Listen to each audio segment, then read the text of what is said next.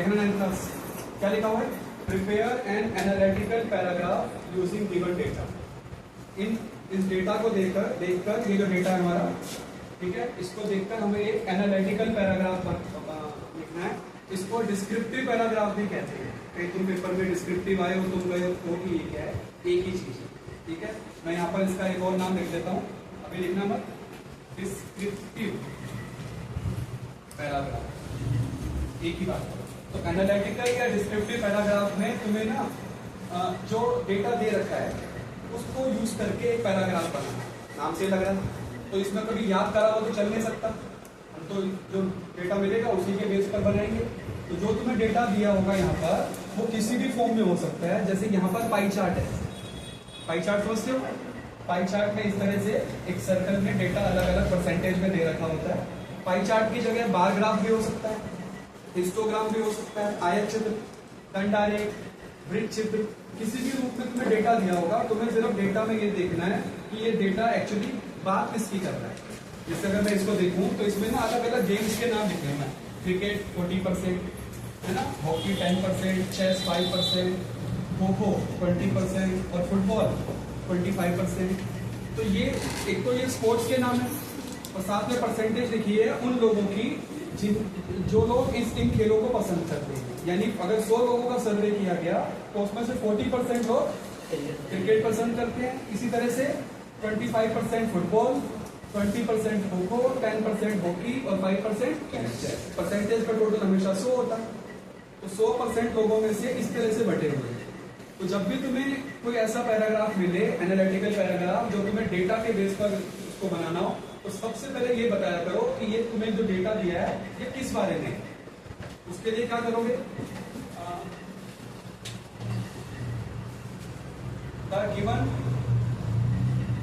Given के बाद कुछ भी हो सकता है, पाई चार्ट, बार ग्राफ, जो भी दिया हो। जैसे मेरे लिए पाई चार्ट है, तो the given pie chart represents, क्या रिप्रेजेंट करता है,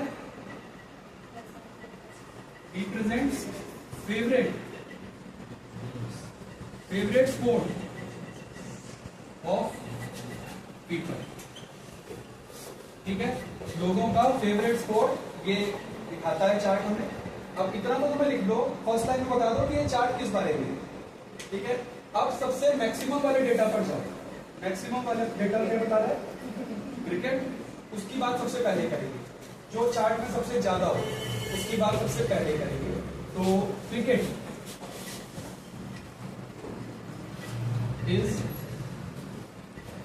is the most favourite sport, सही है ना। Cricket is the most favourite, सबसे पहले है ना वो, सबसे ज्यादा। Cricket is the most favourite sport. Cricket को पसंद करने वाले कितने हैं, अब इस आंकड़े को यूज करो, 40% पीपल लाइक क्रिकेट। देखो ध्यान से, पहली लाइन में बताया कि ये चार्ट क्या दिखाता है। उसके बाद हमने जो चार्ट में सबसे टॉप वैल्यू है, सबसे टॉप वैल्यू पे फोकस करा। सबसे टॉप वैल्यू क्रिकेट है। Cricket is the most favourite sport. और कितने लोग पसंद करते हैं क्रिकेट को, 40%। और 40% पीपल लाइक क्रिकेट या लाइक इट, ठीक है। अब सबसे ज्यादा वाले के बाद सबसे कम वाले पर आ जाओ, ठीक है ना। सबसे ज्यादा वाले के बाद सबसे कम वाले पर आ जाओ। तो उसकी बात करेंगे। चेस इज द, बोलो, चेस इज द, बोलो ना, लीस्ट। मोस्ट का उल्टा क्या होता है, लीस्ट फेवरेट। मोस्ट का उल्टा बच्चों, chess is the least favourite sport. कितने लोग, बोलो, 5% पीपल लाइक चेस, ठीक है। 5 नंबर 6 नंबर का है, इस तरह से बनाओगे तो आराम से 5-6 नंबर का काम होगा। अब आगे देखो, सबसे ज्यादा वाले की बात कर ली, सबसे कम वाले की बात कर ली, है ना। सबसे ज्यादा वाले की बात कर ली, सबसे कम वाले की बात कर ली। अब सेकंड वाले पर आ जाओ, सबसे ज्यादा के बाद कौन सा है, फुटबॉल, तो उसकी बात करते हैं, ठीक है। फुटबॉल बोलो, football is the second best, second most favourite sport. कितने लोग लाइक करते हैं? लोग क्या लिखें? 25% पीपल लाइक फुटबॉल या लाइक इट, एक ही बात है, ठीक है। जरूरी नहीं है तुम बार बार उसका नाम लिखो। फुटबॉल की बात हो रही है, तो इट भी लिख सकते या लाइक फुटबॉल भी लिख सकते, ठीक है। 3 हो गए। अब उसके बाद कौन सा है? हॉकी। अब तुम्हें पता है हम क्या लिखने वाले हैं? खो-खो 20%, हाँ खो-खो है 20%।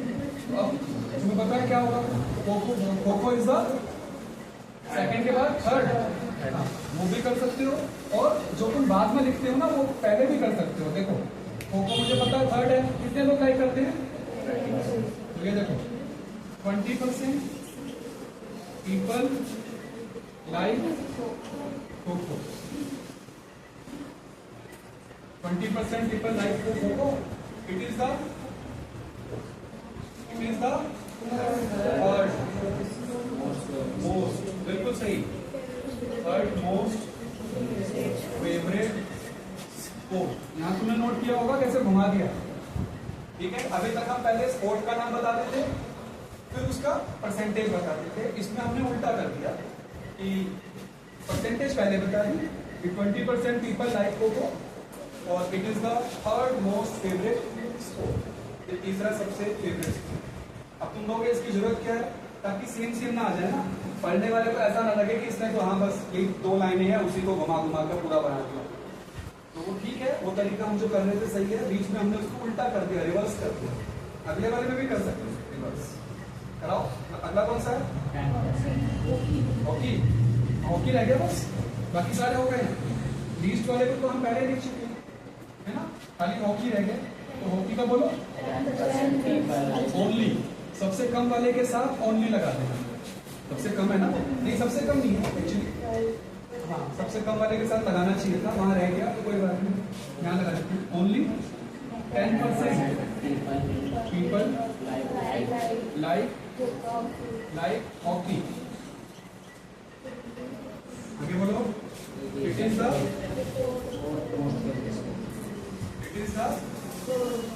Fourth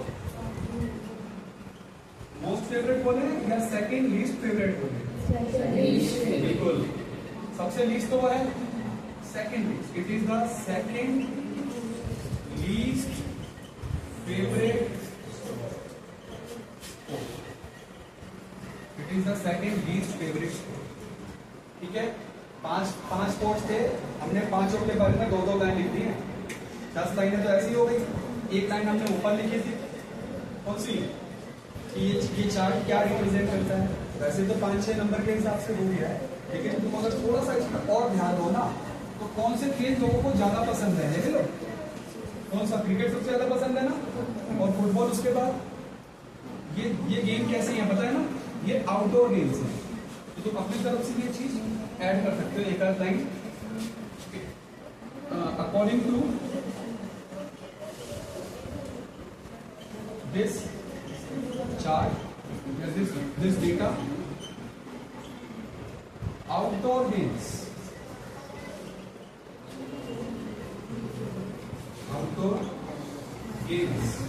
are more like than indoor games. Like chess. Chess सबसे कम लोगों को पसंद है, उसकी वजह ये भी तो है कि उसमें ज्यादा एक्टिविटी नहीं होती है ना। तो कुछ अगर ऐसा मिल जाए तुम्हें अलग से एक आध लाइन लिखने के लिए तो सबसे बढ़िया, ठीक है। इससे क्या होगा कि डेटा के हिसाब से हमने पहली लाइन अपनी तरफ से ऐड करी थी और एक लास्ट की लाइन अपनी तरफ से ऐड करी है, बीच में डेटा यूज करें, ठीक है।